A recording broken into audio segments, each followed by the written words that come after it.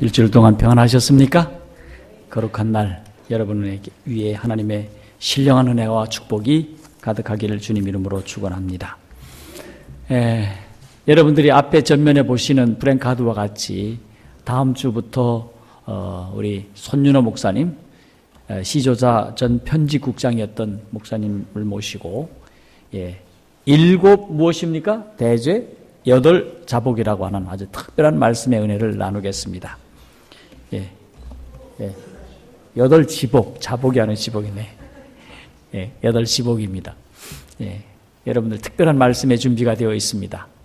그리고 여러분들이 이 기도주를 통해서 우리 자신을 살피고 또 겸손한 가운데 우리가 회개해야 할 부분들을 회개하고 말씀을 우리가 부지런히 살피는 시간이 되기를 간절히 바랍니다. 그러하기 위해서 여러분들 새벽과 저녁에 꼭 나오시기를 바랍니다. 우리가 내일 소개를 하겠지만은 우리 리아라고 하는 선교사가 새로 도착했습니다. 어디 있습니까? 리아? 반갑습니다. 땡큐. 평창교회와 또 동성학교에서 이태 동안을 수고를 했다고 합니다. 우리 교회에 오셔서 좋은 사역이 되도록 여러분들이 많이 기도해 주시고 또 격려해 주시면 고맙겠습니다. 오늘은 여러분들과 다 함께 다니엘서 5장을 중심으로 바벨론의 멸망이라는 제목으로 말씀의 은혜를 나누도록 하겠습니다.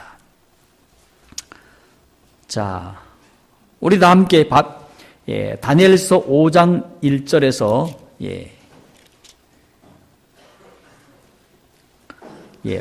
6절까지의 말씀을 교독을 하도록 하겠습니다. 다니엘서 5장 1절로 6절 교독합니다. 벨사살 왕이 그 귀인 1,000명을 위하여 큰 잔치를 배설하고 그 1,000명 앞에서 술을 마시니라.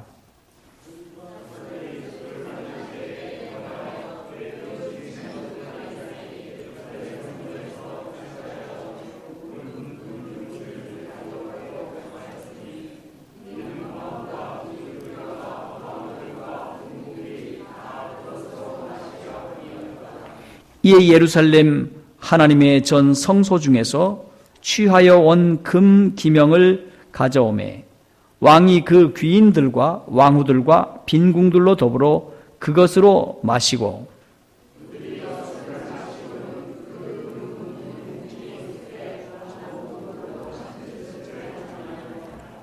그때에 사람의 손가락이 나타나서 왕궁 촛대 맞은편 분벽에 글씨를 쓰는데 왕이 그 글자 쓰는 손가락을 본지라.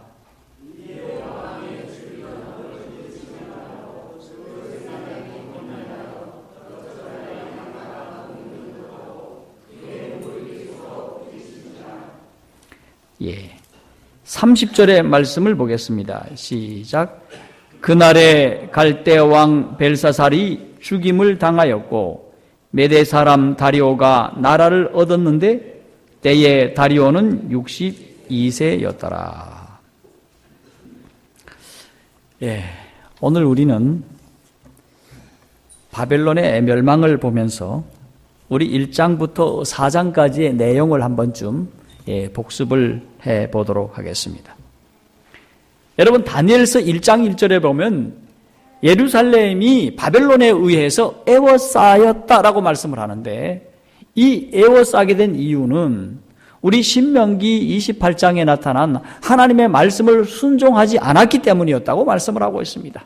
에워싸임을 당하고 포로로 잡혀가고 또 이방신을 믿게 되는 참으로 엄청난 고통을 당하는 그런 모든 것들이 다 하나님의 말씀을 불순종했기 때문이었다라고 말씀을 하는데 그 결과로 그들이 그렇게 되었습니다. 그리고 다니엘과 세 친구들이 왕의 전략에 의해서 공부를 하게 되었는데 공부를 시키면서 왕의 진리를 주었지만은 그들이 하나님께서 주신 성경상 건강식을 해야 된다고 생각을 하였습니다. 그리고 끝까지 그가 하나님의 말씀을 순종했을 때의 결과가 무엇이었습니까? 건강식을 한 결과가 무엇이었습니까? 두 가지였습니다. 첫 번째는 무엇입니까? 예? 첫 번째는 건강합니다. 다른 사람보다 더 어땠습니까? 건강한 모습이었어요. 두 번째는 무엇이었습니까? 더 지혜로움이었습니다. 오늘 우리가 건강식을 한다면 건강해지고 더 지혜롭게 될 줄로 믿습니다. 누구의 승리입니까? 하나님의 말씀의 승리였습니다.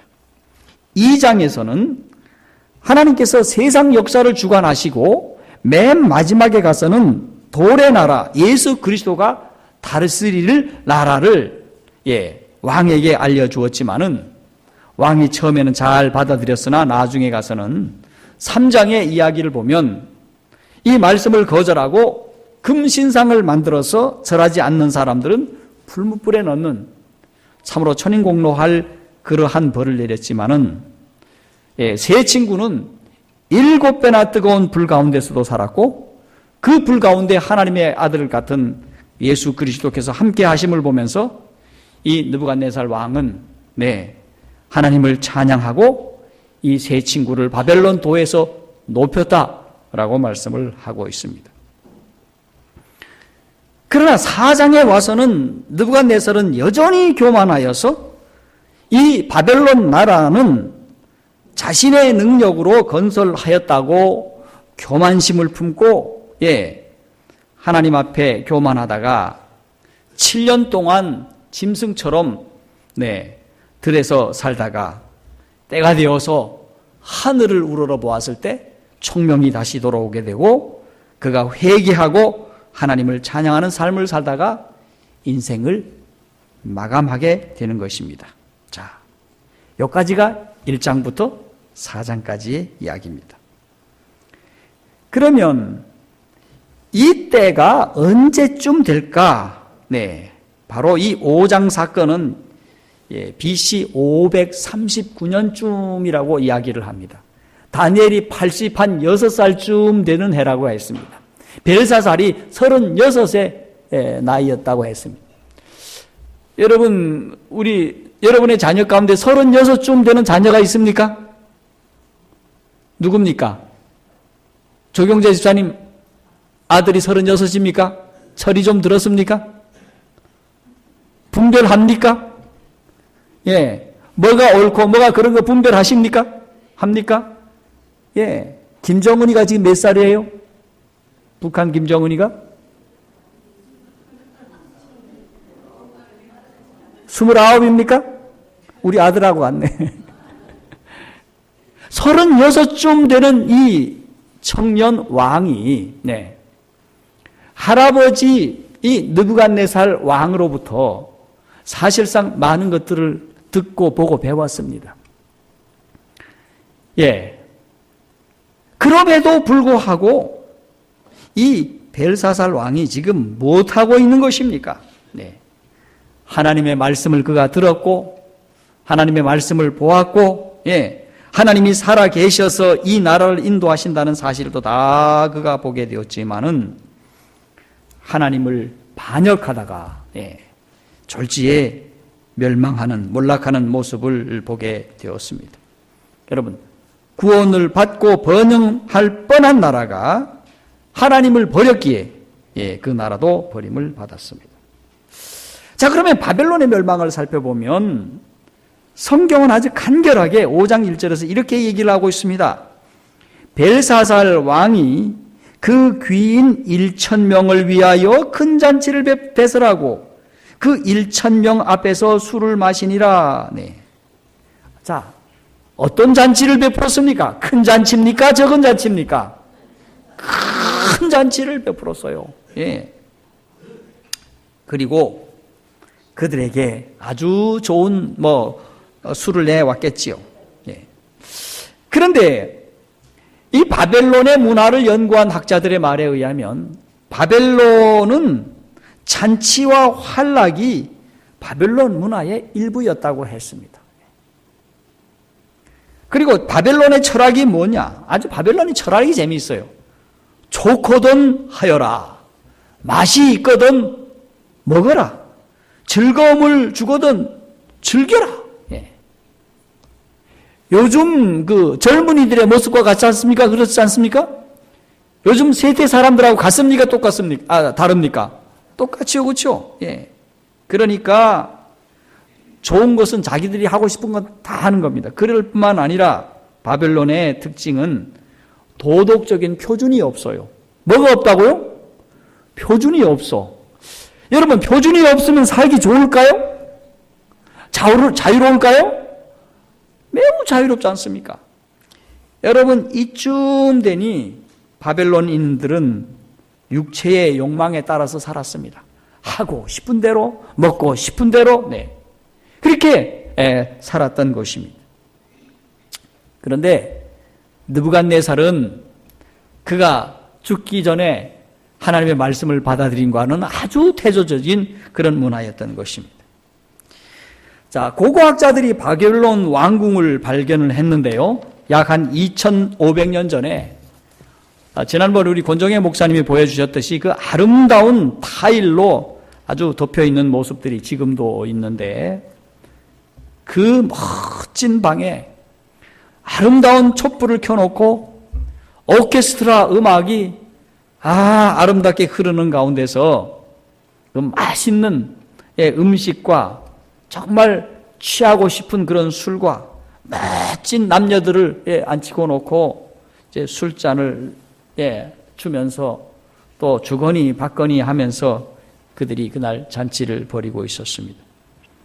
그들의 이성은 점점 마비되어 가고 도덕의 표준은 점점 떨어져 가고 감각이 몽롱함에 따라서 바벨론의 밤은 멸망이 서서히 다가오는 밤이 깊어만 가고 있었습니다. 바벨론 멸망의 주된 원인이 뭔가?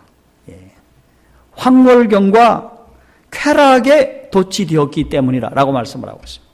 무엇과 뭐라고요? 황홀경과 쾌락이었다. 왕과 신하들은 무엇을 통해 행복을 얻기를 원했을까? 그들의 철학에 따라서, 그들의 문화에 따라서 즐기고 또 즐기고 또 즐기는 문화를 그들은 그날 밤에 문화라고 하는 이름 아래서 누리고 즐기고 있었습니다. 도덕이고 뭐가 없었습니다. 그날 마시고 또 춤추고 즐기는 것이 그들의 모습이었습니다. 자, 마지막 때의 인간의 모습이 아닙니까? 마태복음 24장 37, 38절에 이렇게 예수님께서 말씀하고 있습니다. 노아의 때와 같이 인자의 임함도 이러하리라. 홍수전에 노아가 방주에 들어가는 날까지 사람들이 먹고 마시고 장가들고 시집가고 있으면서 홍수가 나서 저희를 다 멸하기까지 깨닫지 못하였으니 인자의 임함도 이러하리라.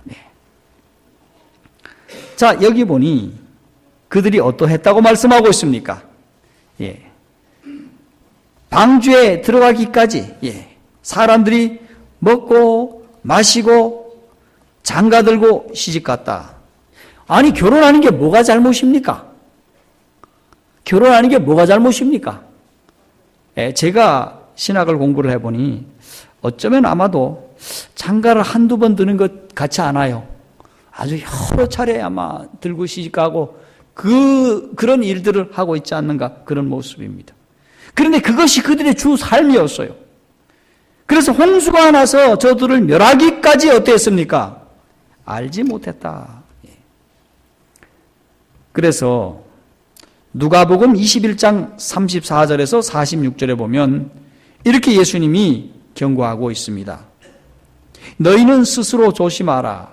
그렇지 않으면 방탕함과 술 취함과 생활의 염려로 마음이 둔하여지고 뜻밖의 그날이 덫과 같이 너희에게 임하리라. 이 날은 온 지구상에 관한 모든 사람에게 임하리라.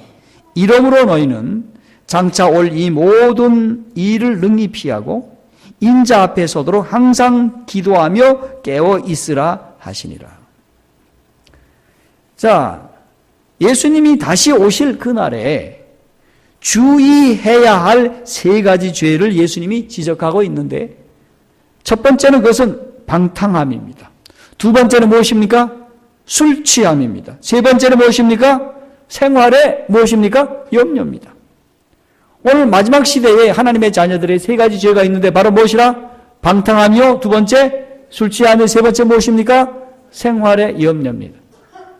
근데 대부분의 제7일 안식일 예수재림 성도들은 방탕함과 술 취함은 그런 사람이 거의 없습니다. 근데 문제는 어디에 있습니까? 생활에 무엇입니까? 염려예요. 무엇을 입을까? 무엇을 먹을까? 무엇을 마실까? 우리 애들은 어떻게 공부를 시킬까? 전세금은 어떻게 마련할까? 학교는 어떻게 보낼까? 이런 생활의 염려라는 사실입니다. 이렇게 되면 마음이 어떻게 된다고 말씀하고 있습니까? 마음이 어떻다? 둔하여진다. 오늘 하나님의 자녀들이 마음이 민첩해야 됩니까? 다니엘은 어땠다고 말씀하고 있습니까? 마음이 어떻게 하여? 6장에 보면 민첩하여 이렇게 말씀하고 있어요. 그런데 이렇게 생활의 염려 가운데 있으면 마음이 어떻게 된다고요? 둔하여지고, 그 말씀이 나와요. 6장에 보면 다니엘은 마음이 민첩하다고 말씀하고 있어요. 자, 그래서 마음이 둔하여짐으로 재림이 이 땅에 오지만은 덫과 같이 재림을 피할 수가 없게 되었다. 자, 그러므로 하나님의 자녀들이 할 일이 무엇이라는 것입니까? 인자 앞에 서도록, 어떻게 하도록? 우리 예수님 앞에 뭐 하도록? 서도록. 왜 예수님 앞에 서도록 하기라는 말씀을 하셨을까요? 예수님이 다시 뭐 하기 때문에? 우리 앞에 오시기 때문이에요. 그렇기 때문에 예수님을 맞이할 수 있도록 우리가 준비해야 하는 거예요. 하는 방법이 무엇입니까? 항상 어떻게 하라? 항상 뭐하고? 기도하며, 두 번째 뭐하라? 깨어있으라. 사랑하는 성도들이 항상 기도하는 삶을 살게 되기를 간절히 소원합니다. 그렇게 하기 위해서 아침에 일찍 일어나서 아주 힘써 기도하는 것은 하루 온종일 제대로 기도할 수 있는 분위기를 만들 수가 있어요. 여러분들이 가까이 계신 분들은 새벽 기도에 좀 오셔요. 요즘에 우리 어떤 나이 먹은 집사님 한 분은 감기 때문에 못 오시고, 우리 진도 가신 두 집사님은 요즘 진도 가셔서 못 오시고, 우리 집사람은 가끔씩 피곤해서 좀 빠지고, 또 누구는 또 어떻게 못 오고, 어떤 때는 저 혼자만 있어. 그런데 여러분의 이름을 놓고 기도를 하다가 무슨 생각이 자꾸 나는가 하면, 이게 제가 큰 죄인이에요. 여러분들이 생각이 나, 하나님이 자꾸 생각이 나야 될 텐데, 내가 이 백성들을 위해서 기도를 하는데 이 백성들은 지금 못하나? 지금 집에서 기도를 하고 계실까? 그러다가 어느 날 내린 결론은 아마 집에서 열심히 기도하실 거야. 기도 열심히 하십니까? 대답하신 분들에게 복이 있으시길 바랍니다. 마음속으로도 기도하신 분들에게도 복이 있으시길 바랍니다. 자, 여러분, 우리 기도하십시다. 우리 열심히 좀 기도 한번 해보실까요? 여러분들 교회에 나오셔서 이번 연말 기도주일부터 기도를 좀 해보도록 하십시다. 자, 그래서 우리가 항상 기도하며 깨어있으라 라고 말씀하고 있어요. 왜 깨어있어야 됩니까? 왜 깨어있어야 됩니까? 예수님이 언제 오실런지 모르기 때문에 그런 것입니다.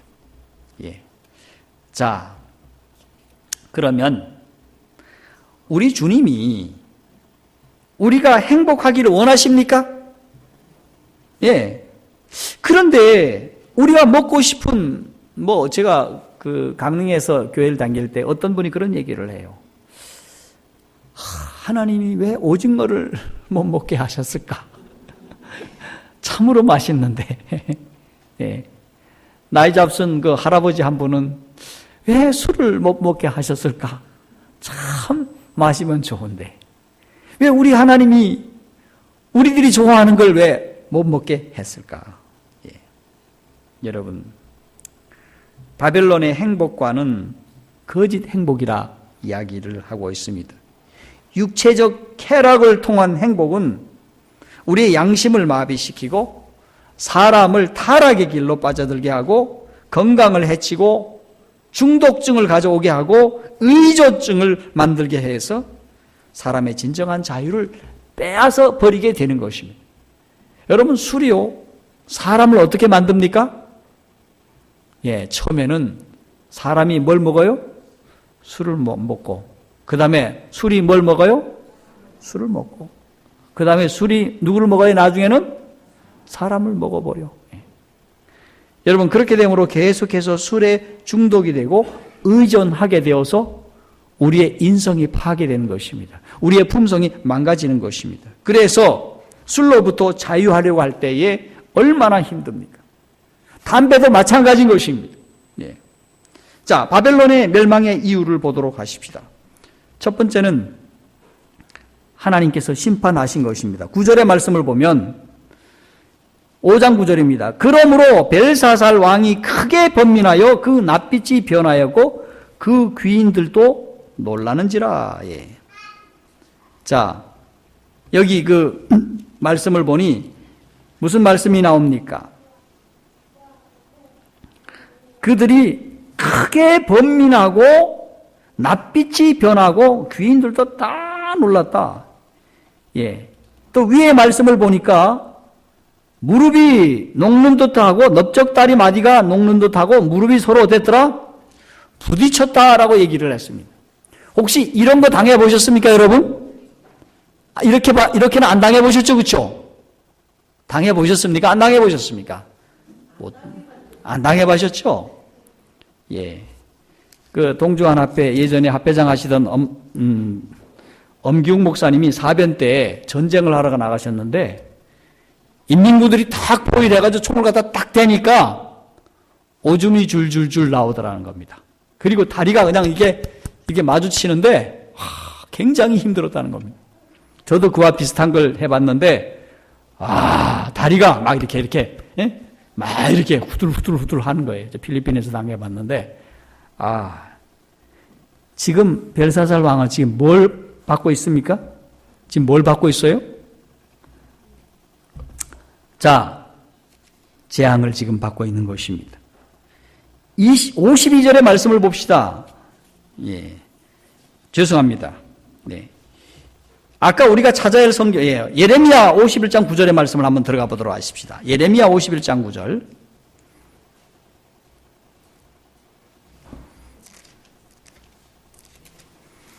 여기는 무슨 말씀으로 말씀하고 있습니까? 하나님께서. 예레미야 51장 9절. 우리가 바벨론을 치료하여 하여도 낫지 아니한즉 버리고 각기 고토로 돌아가자. 그 화가 하늘에 미쳤고 궁창에 달하였음이로다. 자, 바벨론을 우리 하나님이 치료하여도 어떠했더라? 치료하여도 어땠더라? 낫지 아니했다고 말씀하고 있습니다. 여러분, 이 느부갓네살 왕을 통해서 또 다니엘과 세 친구를 통해서 얼마나 오랫동안 치료하려고 노력을 했습니까? 그러나 그들이 낫지 않았습니다. 다시 말해서 치료를 받으려고 하지 않았습니다. 그래서 그들이 멸망을 받은 거예요. 52절의 말씀을 봅시다. 그러므로 여호와께서 가라사대 보라 날이 이르리니 내가 조각한 그 신상을 벌할 것이라. 상함을 입은 자들이 그 땅에서 신음하리라. 자, 여기 이 바벨론 사람들이 자기들이 만들어 놓은 신상에다가 뭐 했습니까? 절을 하기 위해서 예루살렘에서 가지고 온 그 거룩한 성물에다가 술을 따려서 마시고 신상을 뭐 했습니까? 찬양을 드렸던 것입니다. 그래서 바로 이 말씀을 하고 계신 것입니다. 자, 예레미야 51장 39절의 말씀을 봅시다. 39절에도 이런 말씀을 하고 있어요. 열정이 일어났을 때에 내가 연회를 베풀고 그들로 취하여 기뻐하다가 영영이 잠들어 깨지 못하게 하리라. 여호와의 말이니라. 그들이 지금 뭐 하다가 멸망당했습니까? 취하여 뭐 하다가 연회를 베풀고 취하여 뭐 하다가 기뻐하다가 어쩌면 이렇게 그들이 술 취하여서 멸망당할 것을 예언하고 있는 모습을 볼 수 있습니다. 참 대단한 예언의 말씀이 아닙니까? 이 바벨론은 이렇게 생각을 했습니다. 우리나라는 결코 무너지지 않는 성에서 우리가 살고 있다. 결코 우리는 멸망받지 않을 것이다. 예, 지난번에 우리 권정혜 목사님이 말씀했습니다마는 저희도 공부를 해보니 이 바벨론 성곽이 얼마나 이게 두꺼운가 하면 마차가 2대가 지나갈 만큼 이 성벽이 두꺼웠습니다. 그런 성벽이 외성이 있고 내성이 있었습니다. 굉장한 성입니까? 예. 그런데 그 나라에는 약 20년 동안 먹을 만한 양식이 그 안에 또 가득 있었다고 했습니다. 그러니 어떤 나라가 쳐들어온다 하더라도 그들과 전쟁해가지고는 양식 때문에 결코 함락시킬 수가 없었던 것입니다. 물도 풍부했기 때문에 물 때문에 문제가 없었습니다. 그러니까 어떤 나라도 이 나라를 쳐들어와서 이 나라를 무너뜨릴 수가 없었습니다. 자, 그러나 바벨론이 무너지게 되는 것입니다. 예, 바벨론 전야로 가보도록 하십시다. 그때가 언젠가 기원전 562년 10월 초 어느 날이었습니다. 예. 자, 드디어 금머리와 독수리의 날개를 한 사자로 표상된 바벨론이 마지막 밤이 서서히 다가오고 있었습니다. 은팔 가슴 혹은 사자, 이 사자가 넘어지고 곰이 올라오는 그런 역사적인 사건이었습니다. 자, 5장 1절로부터 4절의 말씀을 돌아갑니다. 다니엘서 5장 1절로 4절에 보면 큰 잔치를 벌이고 있었습니다. 그 다음에 성전 기명으로 술을 마시고 각종 우상신들을 찬양을 했습니다.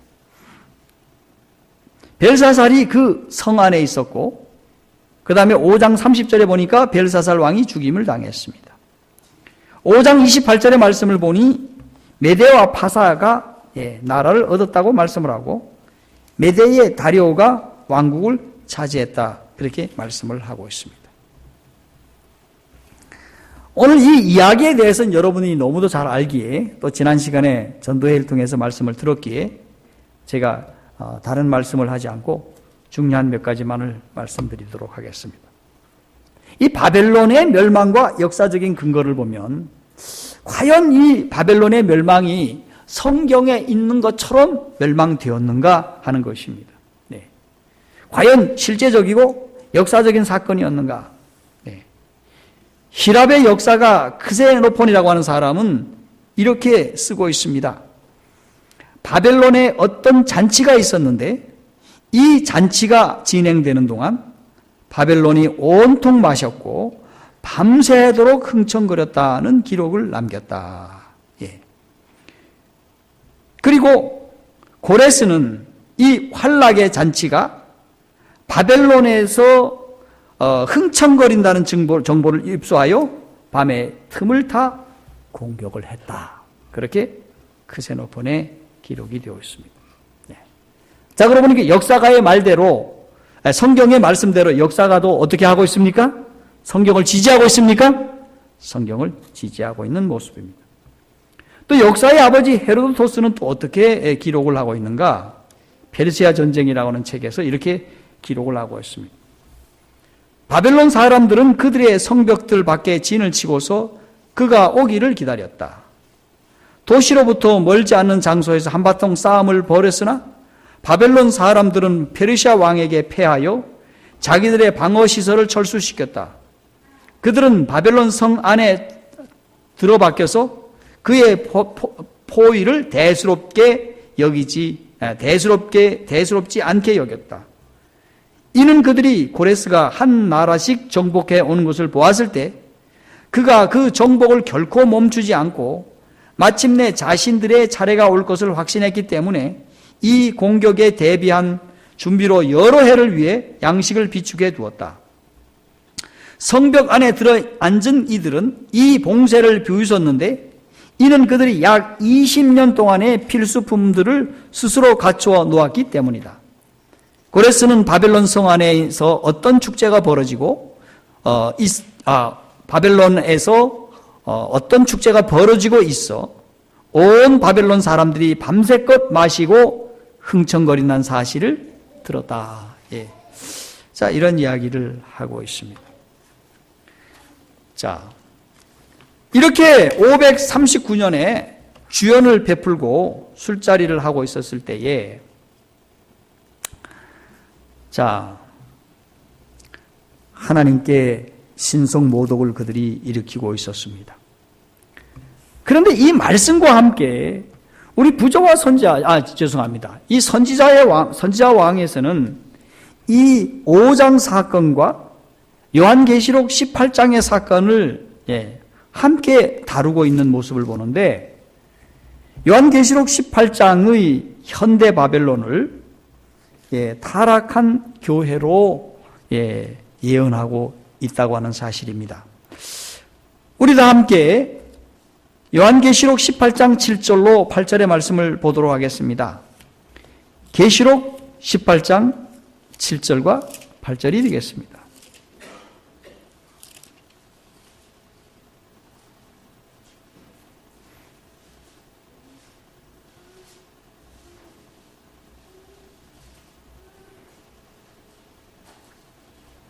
시작.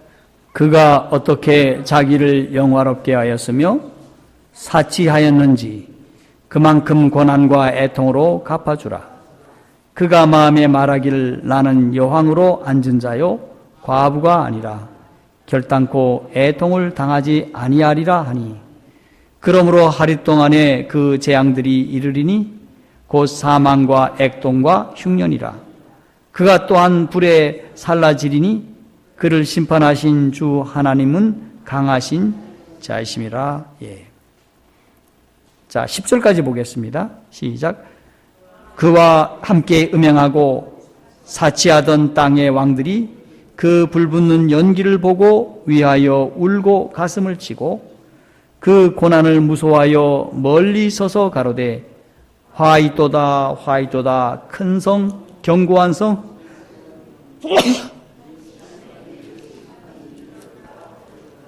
네, 맨 말미에 화이도다 화이도다 큰 성 견고한 성 바벨론이여 일시간에 내 심판이 이르렀다. 그렇게 말씀을 하고 있습니다. 자, 그런데 이 마지막 시대에는 바벨론이라고 하는 나라가 있습니까? 없습니까? 세계 어디에도 바벨론이라고 하는 나라는 없어요. 근데 여러분, 바벨론이라고 하는 나라를 재건하려고 하는 사람이 있었습니다. 근데 그 사람 이름이 혹시 누군지 아십니까? 그 사람이 누군지 혹시 아십니까? 사담 후세인이었습니다. 사담 후세인이 이라크의 대통령이었는데, 그가 그의 참모들과 그의 그 장관들과 그의 리더들과 함께 모여서 우리는 바벨론의 영광을 다시 한번 재현하리라 생각을 하고, 그 나라를 그런 영광을 위해서 무기도 만들고, 그리고 그 나라를 아주 철옹성같이 만들었습니다. 근데 누구한테 패했습니까? 누구한테 패했습니까? 미국한테 여지없이 패한 것입니다. 왜 미국이 이 이라크의 전쟁을 일으킨지 아십니까? 석유 때문이기도 하지만은 뭐 때문입니까? 이 바벨론을 재건하려고 했기 때문이라고 하는 것입니다. 아주 엄청난 사건이었습니다. 제가 그 기사에 대해서는 언젠가 한번 자세하게 말씀을 드리도록 하겠습니다. 자, 계시록은 마지막 때에 타락한 교회들을 영적인 바벨론으로 묘사하고 있는데, 왜 타락한 교회들이 영적인 바벨론이 되었을까? 선지자 왕에서는 몇 가지로 말씀을 하고 있는데, 하나님의 진리의 말씀을 잃어버렸다고 말씀을 하고 있습니다. 뭘 잃어버렸어요? 하나님의 진리를 잃어버렸어. 하나님의 말씀의 진리를 잃어버렸어요. 대신에 무엇으로 채웠습니까? 잘못된 가르침하고 오류의 포도주를 어떻게 했더라? 마심으로 스스로가 크게 취하게 되었다. 자기들이 다 어떻게 되었습니까? 취하게 되었던 것입니다. 그리하여 하나님께 영광을 돌리지 않은 채 마음껏 마시기 때문이다. 주님의 뜻대로 살지 않고 회개하지 않으므로 타락한 교회를 바벨론이라 부른다. 주님의 뜻대로 살지 않고 또 하나님의 말씀을 듣고도 회개하지 않으므로 타락한 교회가 되어서 그들이 바벨론으로 불리게 되었다는 사실입니다. 이게 바로 선지자 왕이 우리에게 말씀해 주시는 타락한 바벨론에 대한 말씀인 것입니다. 고대 바벨론이 현대 바벨론과 아주 유사한 것이 있다고 하는 것입니다. 그게 바로 무엇입니까? 잘못된 가르침과 오류의 포도주에 취했다. 옛날에는 진짜 포도주에 취했다면 오늘날에는 무슨 포도주에 취해 있어요? 잘못된 가르침과 오류의 포도주에 취하고 있다는 것입니다. 자, 그래서 성경에 나타난 하나님의 분명한 뜻을 순종하지 않으므로 멸망하게 될 것이라는 사실입니다. 저희들이 새벽 기도에 우리가 예언의 신의 말씀을 읽고 있는데 예언의 신의 말씀을 읽을 때마다 느끼는 한 가지 소회는 하나님의 말씀, 이 예언의 신의 말씀이 매우 어떻다? 신령하다? 우리 송성희 집사님 그렇게 느끼십니까? 매우 신령한 것을 느껴요. 그리고 그 말씀 하나하나가 우리의 가슴을 어떻게 합니까? 울립니다. 울려요. 감동입니다. 감동. 그래서 우리가 이제는 철저하게 하나님의 말씀으로 돌아와야겠다라는 생각을 갖습니다. 예언신의 말씀으로 돌아와야겠다는 생각을 갖습니다. 여러분 그렇게 하시겠습니까? 우리가 말씀으로 더욱 돌아와야 하겠습니다. 자, 그러면 바벨론 멸망이 주는 교훈이 어떤 것이 있을까? 한번 살펴보도록 하십니다.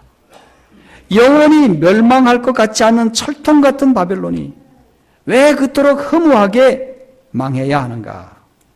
성경만이 바벨론 멸망에 불가사의한 해답을 줄 수 있는데 다음에 몇 성경들을 통해서 한번 보도록 하십니다. 제일 원인이 무언가? 이사야 47장 7절 8절에 나타났습니다. 바벨론의 멸망 원인이 뭔가? 제일 원인은 이사야 47장 7, 8절에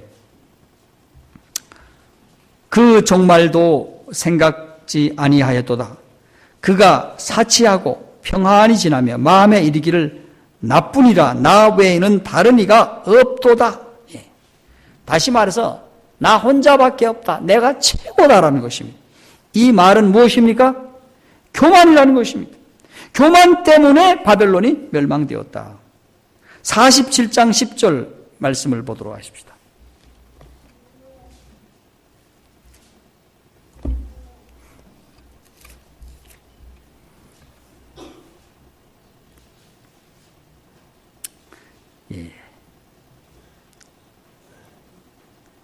내가 내 악을 의지하고 스스로 이기를 나를 보는 자가 없다 하니 내 지혜와 내 지식이 너를 유혹하였습니다. 내 마음에 이르기를 나뿐이라 나 외에 다른 이가 없다 하였으므로 재앙이 내게 임하였느니라. 그러나 그 근본을 알지 못할 것이며 손해가 내게 이르리라. 그러나 이를 물리칠 능이 없음이라. 파멸이 호련히 내게 임하리라. 그러나 내가 헤아리지 못할 것이니라.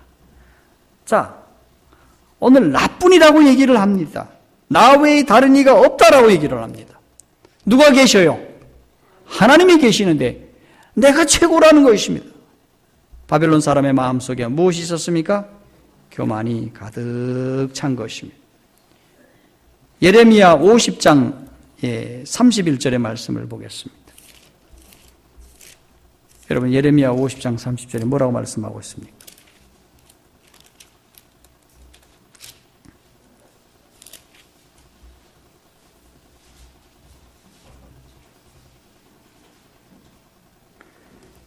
어이구, 제가 뭘 좀 잘못 찾은 것 같으네.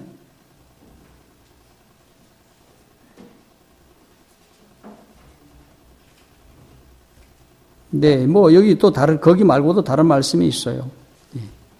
바벨론 왕이 그 소문을 듣고 손이 약하여지며 고통에 잡혀 해산하는 여인의 구로함과 같아. 그렇게 말씀을 하고 있는데, 자, 여러분 한번 찾아보시기 바랍니다.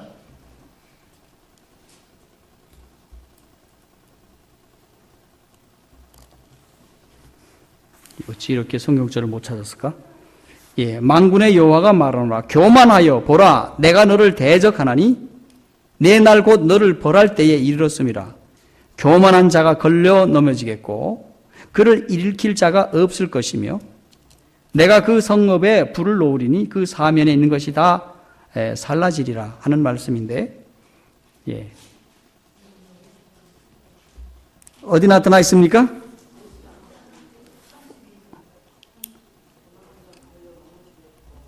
네. 50장 32절이죠? 오케이. 50장 32절이 되겠습니다. 네. 자, 이 바벨론이 교만하여서 걸려 넘어졌습니다. 그래서 그를 일으킬 수가 없게 되었던 것입니다.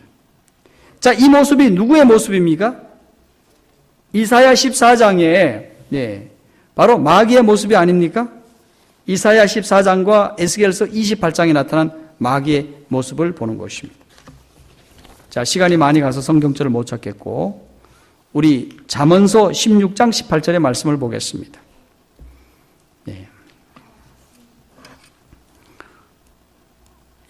봅니다. 시작. 교만은 패망의 선봉이요 거만한 마음은 넘어짐의 앞잡이니라. 자, 바벨론이 뭐 했기 때문에? 교만했기 때문에 어떻게 되었습니까? 패망하게 되었습니다. 그들이 거만하였기에 어떻게 되었습니까? 넘어졌습니다. 그리고 결코 일어나지 못하게 되었습니다.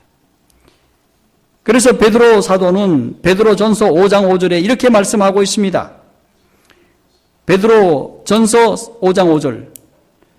젊은 자들아 이와 같이 장로들에게 순복하고 다 서로 겸손으로 허리를 동이라.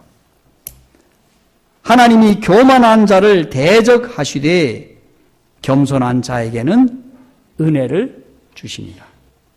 자, 오늘 하나님이 어떤 자를 대적하신다고요? 교만한 자를 뭐 하신다? 대적한다. 그리고 겸손한 자에게 뭘 주셔요? 은혜를 주신다는 것입니다. 여러분, 그러므로 이 교만은 마지막 때에 특별 징조로도 보여주었어요. 디모데후서 3장 2절에 보니 이런 말씀을 하고 있어요. 사람들은 자기를 사랑하며 돈을 사랑하며 자긍하며 뭐하며? 교만하며. 디모데후서 3장 2절. 마지막 시대의 특별 징조가 무엇입니까? 교만입니다. 그토록 우리 하나님께서 싫어하시고 파멸의 성봉이 되는 이 교만이 혹시 우리 자신에게는 없습니까? 말세를 당한 우리는 우리 속에 있는 교만을 살펴보아야 할 줄로 믿습니다. 그렇다면 우리가 교만에서 돌아서야 됩니까? 겸손으로 돌아서고 우리 주님을 바라보면, 십자가를 바라보면 우리는 교만을 이긴다고 말씀하고 있습니다. 주님의 십자가를 바라봄으로 우리 모두 승리하게 되기를 바랍니다. 오늘날 하나님의 자녀들이 주님의 음성을 듣고 신속하게 주님의 말씀을 순종하여야 하겠습니다. 주님의 말씀을 열심히 연구하여야 하겠습니다. 오늘 우리는 바벨론 멸망을 통해서 무엇을 보았습니까? 바벨론이 멸망할 것 같지 않았는데 멸망했습니다. 그들이 넘어지지 않을 것 같았는데 넘어졌습니다. 오늘날 우리도 마찬가지인 것입니다. 우리가 결코 넘어지지 않을 것 같아도 우리는 연약한 인간인지라 어떤 일을 당하면 우리는 넘어질 수밖에 없을 때가 있으리라 생각을 합니다.